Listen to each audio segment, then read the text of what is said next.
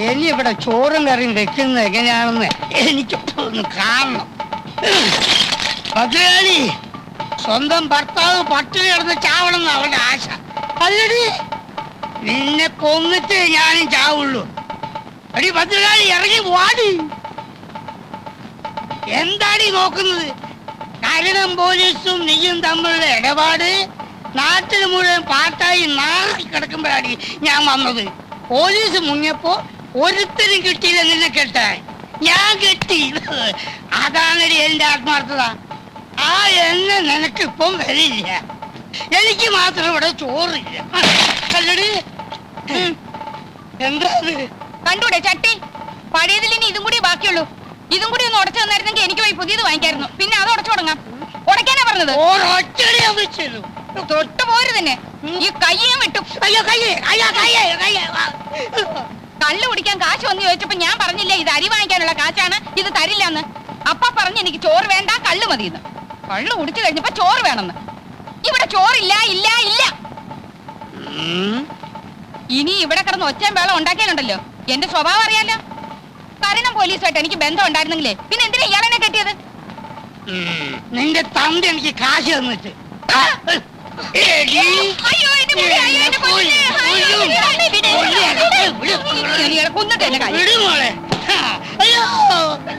അവളെ വിടടി, എന്നെ കൊല്ലട്ടെ.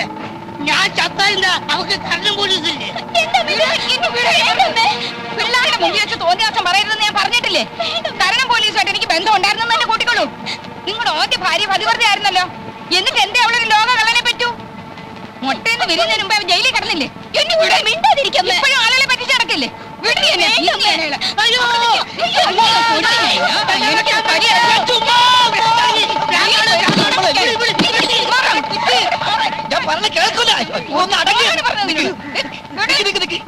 എത്ര കലം പൊട്ടിച്ചു പറ. എനിക്ക് ചോറ് തന്നില്ല. ചോറ് വേണ്ട, ആ അരിയുടെ കാശിന് കള്ളു മതി എന്ന് ചേട്ടൻ പറഞ്ഞാണ്. അതന്നെയല്ലേ സംഭവം. ഇന്നെങ്കിലും വല്ല പുതുമ ഉണ്ടാവുമെന്ന് ഞാൻ വിചാരിച്ചു. ഉണ്ടായില്ല. കലത്തിന്റെ കാശ് വേണം, അത്രയേ ഉള്ളൂ. ഞാൻ തന്നേക്കാം. അയ്യോ, പ്രശ്നം തീർന്നല്ലോ. ഈ രൂപ രാജഗോപാൽ എന്റെ പേർക്ക് മണി ഓർഡർ അയച്ചതാ നിങ്ങൾക്ക് തരാൻ. ആണോ? എങ്കിൽ എനിക്കിതായ്മുട്ടി. ഇവളിപ്പോ അവനെ തെറി പറഞ്ഞിട്ടുള്ളൂ. എങ്ങനെ പറയാതിരിക്കും? അവന്റെ ഈ പെമ്പിള്ളാരുടെ തള്ള രണ്ടാണെങ്കിലും തന്ത നിങ്ങൾ തന്നെയല്ലേ. പെങ്ങന്മാർക്ക് ചെലവിന് കൊടുക്കേണ്ടത് ആങ്ങളയുടെ കടമയാ, ഇല്ലേ അയ്മുട്ടി? അതെ അതെ അതെ. കൊല്ലിഞ്ഞ എന്താടി നോക്കിയിരിക്കുന്നു? കേൾപ്പൊടി കാഴ്ച കാണാൻ വന്ന് നിൽക്കുന്നു. ഈ പണം അവൻ എന്റെ പേർക്ക് അയക്കാൻ എന്താ കാരണം? എന്താ ഇവിടുത്തെ മേൽവിലാസം അറിഞ്ഞൂടെ? എന്തോ എനിക്കറിഞ്ഞൂടാ. അവൻ എവിടെ ഉള്ളത്? ആരെയാ ഇപ്പൊ അവൻ പറ്റിച്ചോണ്ടിരിക്കുന്നത്? എനിക്കൊന്നും അറിഞ്ഞൂടാ എന്റെ പടച്ചോനെ. നീ അവനെ കണ്ടു? ഈ പണം നിന്റെ കയ്യിൽ അവൻ നേരിട്ട് തന്നാന്ന് ഞാൻ പറയും. അല്ലെന്ന് ഞാൻ പറയുന്നു. ശരി ശരി, അല്ലെങ്കിൽ മോനെ ഒരു 50 രൂപ എനിക്ക് താടാ. 50 രൂപ പോയിട്ട് 10ന്റെ പൈസ എന്റെ കയ്യിലില്ല. ഇല്ലെങ്കിൽ വേണ്ട, വാ നമുക്ക് ചായ കുടിച്ചിട്ട് പോകാം. വേണ്ട, ഞാനിപ്പോ ചായ കുടിച്ചാണ്. ഞാൻ ചായ കുടിച്ചാണെന്ന്. ആ ശരി, അത് അവിടെയുള്ള കുടിച്ചേട്ടാ. ഞാനിപ്പോ കുടിച്ചാ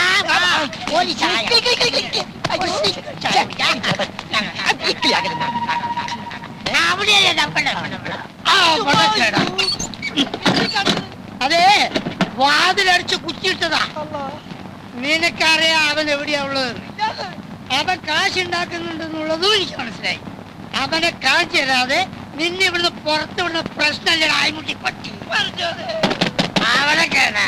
എനിക്ക് ആ അഡ്വാൻസ് കിട്ടിയ വളരെ നന്നായിരുന്നു. പറഞ്ഞിരുന്ന സമയം കഴിഞ്ഞിരിക്കുക. അതെ ഡോക്ടറെ, ഞാനേ വളരെ പ്രധാനപ്പെട്ട കാര്യം പറയാനാ വന്നത്. അഡ്വാൻസ് എന്തിനാ? ഞാൻ ഈ ആശുപത്രി എന്നെ എഴുതി അങ്ങോട്ട് തരുമല്ലോ. ആശുപത്രി കിട്ടിയിട്ട് എനിക്ക് എന്താ കാര്യം? അതെ, അതെന്താണെന്ന് വെച്ചാൽ ഞാൻ പറഞ്ഞുതരാന്നേ. ഡോക്ടർക്ക് ഇപ്പൊ ഈ നാട്ടിൽ എന്താ പേരെന്ന് അറിയുവോ? എന്റെ മോൾ ഒരു ദിവസം ലണ്ടനിൽ നിന്ന് ഫോൺ ചെയ്ത് ചോദിക്കുക, അച്ഛാ നമ്മുടെ ആശുപത്രി മിടുക്കനും സുന്ദരമായ ഡോക്ടർ എത്തിയെന്ന് കേട്ടത് ശരിയാണോ എന്ന്. ഞാൻ പറഞ്ഞു ശരിയാണെന്ന്. അവക്ക് ഭയങ്കര സന്തോഷമായിപ്പോയി. അതായത് ഡോക്ടറിന്റെ പേര് ലണ്ടൻ വരെ എത്തിയിരിക്കുന്നു. ആരോ ഇവിടുന്ന് ഊമക്കത്തെഴുതി അറിയിച്ചതാവും. ഇനിയും കുറച്ചു കാലം കൂടി ഞാനിവിടെ നിൽക്കേണ്ടി വന്നാൽ ലണ്ടൻ മാത്രമല്ല ലോകം മുഴുവൻ ഞാൻ അറിയപ്പെടും. അതാണ് എന്റെ അവസ്ഥ. അറിയപ്പെടണം. അതിൽ ഏറ്റവും കൂടുതൽ സന്തോഷിക്കുന്നത് ഞാനായിരിക്കും. എന്റെ മോള് ലണ്ടനിൽ എന്ത് ചെയ്യുന്നു എന്ന് ഡോക്ടർ ചോദിച്ചില്ല. മകളവിടെ എന്തൊക്കെ ചെയ്തു കൂട്ടുന്നു എന്ന് ഇവിടെ ഇരുന്നുകൊണ്ട് നിങ്ങൾക്ക് പറയാൻ പറ്റില്ലല്ലോ, അതുകൊണ്ട് ചോദിച്ചില്ലെന്നേ ഉള്ളൂ. അവളവിടെ FRCS പഠിക്കുകയാണ്. വളരെ സന്തോഷം. ഞാനൊരു ശുദ്ധ മനസ്കനാണേ. ഞാൻ അതിലും ശുദ്ധ മനസ്കനാ. അല്ല, അതെനിക്കറിയാം. അതുകൊണ്ട് തന്നെ നമ്മൾ തമ്മിൽ വളച്ചുകെട്ടി സംസാരത്തിന്റെ ആവശ്യമില്ല. ഡോക്ടറിന്റെ മരുമോനായി കാണാൻ ഞാൻ ആഗ്രഹിക്കുന്നു. എനിക്കാകെ ഒരു മകളേ ഉള്ളൂ. അവളെ സുരക്ഷിതമായ കയ്യിലേൽപ്പിച്ചാൽ. എന്റെ കൈ വളരെ സുരക്ഷിതമായ കൈയാണ്. പക്ഷേ ഒരു പക്ഷമില്ല ഡോക്ടർ, ഞാൻ തീരുമാനിച്ചു കഴിഞ്ഞു. എനിക്ക് അഡ്വാൻസ് പെട്ടെന്ന് കിട്ടിയിരുന്നെങ്കിൽ. ഇല്ല, ഇനി നമ്മൾ തമ്മിൽ അഡ്വാൻസും ഇല്ല, ശമ്പളവും ഇല്ല. എന്റെ മോളെയും അതോടൊപ്പം ഈ ആശുപത്രിയും കൂടി അങ്ങോട്ട് ഏൽപ്പിക്കുക. അതല്ല, ഒന്നും പറയണ്ട, ഒന്നും പറയണ്ട, ഒന്നും പറയാൻ ഞാൻ സമ്മതിക്കത്തില്ല. ഒന്നും പറയണ്ട. ഭഗവാനെ, ഒടുവിൽ അഡ്വാൻസും ഇല്ലാണ്ടായോ? ഡോക്ടർ, എന്താണോ? ഡോക്ടർ അച്ഛനും അമ്മയും വന്നിരിക്കുന്നു. ഡോക്ടറിന്റെ അച്ഛനും. നോക്കെത്താ ദൂരം വരെ ഒരു പാടം, പിന്നെ തെങ്ങുന്തോപ്പ്, റബ്ബർ, ചുക്ക്, കുരുമുളക്, ഏലം ഇതെല്ലാം വിറ്റിട്ടാണ് ഇവനെ പഠിപ്പിച്ചത്.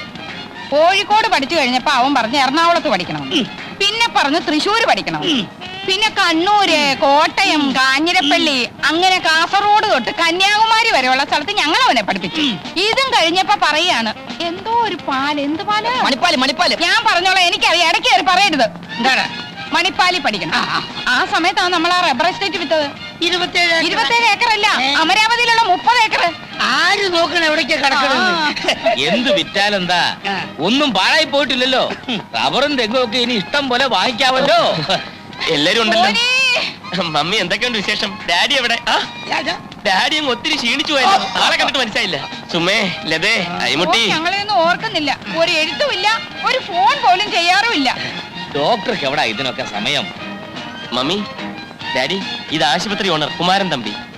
മാധവൻ തമ്പി. ഓ, മാധവൻ തമ്പി. ഞങ്ങൾ വേണ്ടതുപോലെ പരിചയപ്പെട്ടു. ഡോക്ടർ ഡ്യൂട്ടിയിലല്ലേ, ഇവരുടെ കാര്യം ഞാൻ നോക്കിക്കോളാം. അത് വേണ്ട, അവർക്ക് പോകാൻ തിരക്ക് കാണും. തിരക്കില്ല, ഞങ്ങൾക്ക് ഒരു തിരക്കുമില്ല. അപ്പോഴോ? അയ്മുട്ടി,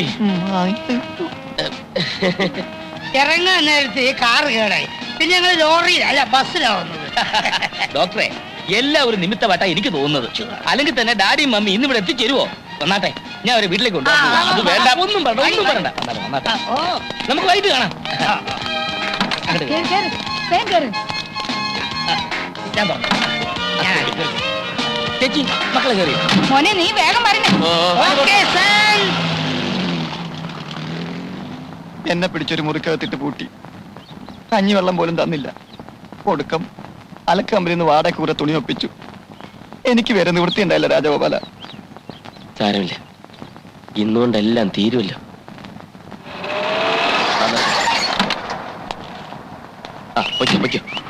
അച്ഛനെ വെല്ലിട്ട് വന്നു. നിങ്ങൾക്കെങ്കിലും കുറച്ച് ബുദ്ധി ഉണ്ടായിരുന്നില്ലേ? പറഞ്ഞൂടായിരുന്നു? ഞാനിവിടെ നാട്ടുകാരെയും പോലീസിനെയും പേടിച്ച് കള്ളപ്പണി ചെയ്യാന്ന് അറിഞ്ഞിട്ടും അതിഥികളായിട്ട് വന്നിരിക്കുന്നു. മനുഷ്യനെ കൊലയ്ക്ക് കൊടുക്കാൻ ദ്രോഹികൾ. എല്ലാ കാര്യവും വല്യേട്ടൻ അറിയാവുന്നല്ലേ? മിണ്ടി പോകരുത്. മോനെ, അവിടുന്ന് ഇറങ്ങുമ്പോൾ ഞാൻ പറഞ്ഞാണല്ലോ എന്നെ അന്വേഷിക്കരുതെന്ന്. ഞാൻ നിങ്ങളുടെ ആരുമല്ല, ഇറങ്ങിപ്പോണം. 1 മാസത്തിനകം ദാമുവേട്ടൻ ഓഫീസിൽ നടത്തിയ തിരിമറി പിടിക്കപ്പെടും. മാലതി ഇടത്തി പറഞ്ഞെന്താണെന്നറിയോ? ദാമുവേട്ടൻ ആരുടെയും മുമ്പിൽ ഇന്നുവരെ തല കുനിച്ചിട്ടില്ല. പിടിക്കപ്പെടുന്നതിന് മുമ്പ് രൂപ ഏർപ്പാടാക്കിയില്ലെങ്കിൽ കൂട്ടമരണമേ നിവർത്തിയുള്ളൂ. ദാമുവേട്ടനും മാലതിയേട്ടത്തെയും 3 മക്കളും. അന്ന് രണ്ടും കൽപ്പിച്ചിറങ്ങിയതാ ഞാൻ. അപ്പൊ ഞങ്ങളൊന്നും നിന്റെ ആരുമല്ലേ രാജാ? അതൊന്നും ഇപ്പൊ എന്റെ തലയിലില്ല. അമ്മ മരിച്ചതിൽ പിന്നെ മാലതിയേട്ടത്തെയായിരുന്നു എന്റെ അമ്മ. അച്ഛൻ അന്നും കള്ളം കുടിച്ച് നടക്കുകയായിരുന്നു. അതിന്റെ ഇടയിൽ നിങ്ങളെ കെട്ടുകയും ചെയ്തു. ഭാര്യയുടെ അനിയനെ പഠിപ്പിക്കേണ്ട കാര്യമൊന്നും ദാമോട്ടൻ ഇല്ല.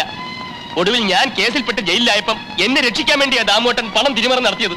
ദാമു നിന്റെ ചേച്ചിയെ കെട്ടുന്നതിന് മുൻപ് നിന്നെ ആരാ പൂച്ചിയത്? ആ കണക്കൊന്നും ഇപ്പൊ പറയണ്ട. ഞാൻ ലോക്കപ്പിലായിരുന്നപ്പം എന്റെ മകൻ കാരണം എന്റെ മാനം പോയി എന്ന് പറഞ്ഞുകൊണ്ട് കുടിക്കുന്ന കള്ളിന്റെ അളവ് കൂട്ടിയതല്ലാതെ അച്ഛൻ എനിക്ക് വേണ്ടി എന്ത് ചെയ്തു? എന്നെ വന്നൊന്ന് കാണാൻ പോലും കൂട്ടാക്കിയോ?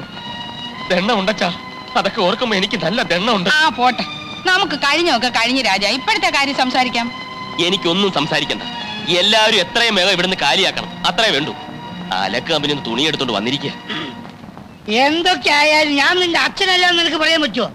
നിന്റെ എല്ലാ കാര്യങ്ങളും ഉത്തരവാദിത്തോടു കൂടി ചെയ്യാൻ എനിക്കല്ല മറ്റാർക്കട മോശം. എന്റെ എന്ത് കാര്യം? അങ്ങനെ ചോദിക്ക്. ഞങ്ങളെല്ലാം സംസാരിച്ചു. നിന്റെ തമ്പി സാറിന്റെ മോളുടെയും കല്യാണം ഞങ്ങൾ അങ്ങോട്ട് ഉറപ്പിച്ചു. നിങ്ങൾക്കൊന്നും നാണവും മാനവും അല്പം പോലും ഇല്ലേ? ലണ്ടനിൽ നിന്ന് FRCS പാസ്സായ ഒരു പെൺകുട്ടിയെ വ്യാജ ഡോക്ടറായ ഞാൻ കല്യാണം കഴിക്കാനോ? എന്താ നിങ്ങളുടെയൊക്കെ ധാരണ? അഡ്വാൻസ് എന്ന് പറഞ്ഞൊരു തുക കയ്യിൽ കിട്ടിയാൽ ആ നിമിഷം ഞാൻ ഇവിടെ സ്ഥലം വിടും, അറിയൂ? ഞാൻ എന്തൊക്കെയോ കണക്ക് കൂട്ടി. അങ്ങേര് തരുന്ന സ്ത്രീധന തുക കൊണ്ട് എന്റെ കൊച്ചുങ്ങൾക്കും ഒരു മേൽഗതി ഉണ്ടാവുമല്ലോ എന്ന് ആശിച്ചു. ഇതിനൊന്നും കൂട്ടു നിൽക്കാൻ എന്നെ കിട്ടില്ല. ശരിയാ രാജ, ലതേ സുമേ നിന്റെ ആരും അല്ലല്ലോ. അവരെ പ്രസവിച്ച ഞാനായി പോയില്ലേ?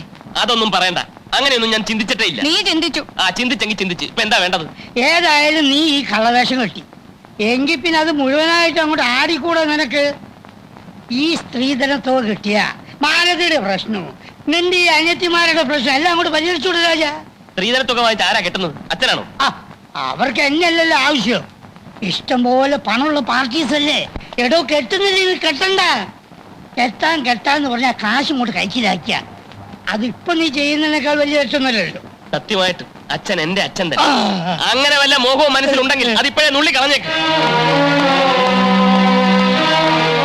ഏതായാലും ഞങ്ങൾ നാളെ നാട്ടിലേക്ക് പോവാ. അവിടെ ചെന്നിട്ട് പെമ്പിള്ളേരുടെ കല്യാണ കാര്യം നിശ്ചയിക്കും. നീ കല്യാണത്തിന് സമ്മതിച്ചേ പറ്റൂ. മടുത്തു വല്യേട്ടാ. കാര്യം നമ്മുടെ അച്ഛനും അമ്മയും ഒക്കെ തന്നെ. പക്ഷേ ഏത് രീതിയിലും പണം കിട്ടണമെന്നുള്ള ചിന്തയെ അവർക്കുള്ളൂ. എന്തായാലും വലിയേട്ടൻ ഞങ്ങൾക്ക് വേണ്ടി ഒരു തെറ്റും ചെയ്യണ്ട. എന്തും അനുഭവിക്കാൻ ഞങ്ങൾ തയ്യാറാണ്.